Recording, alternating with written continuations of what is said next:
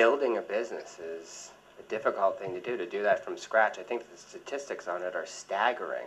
Grandpa doesn't have a college education, and but his intelligence and his industry have made him successful. It's an amazing success story. It's an American success story.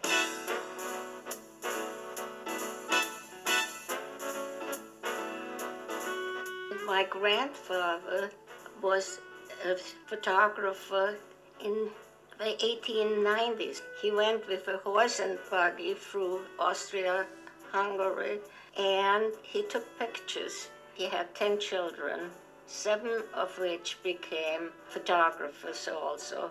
Very successful royal photographers there.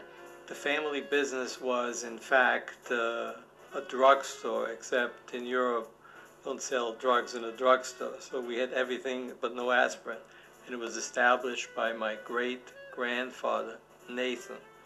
That was then followed by my grandfather, Siegfried, and then my father, Henry. So I sort of grew up in the store because, unfortunately, my mother died when I was 8.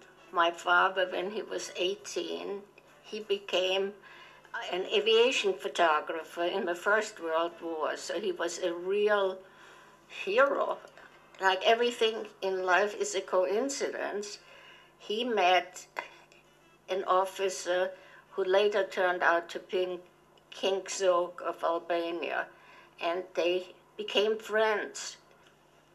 That we have myself here, this picture here is of interest. This is what I looked like the day Hitler came, and these are the decorations they put up.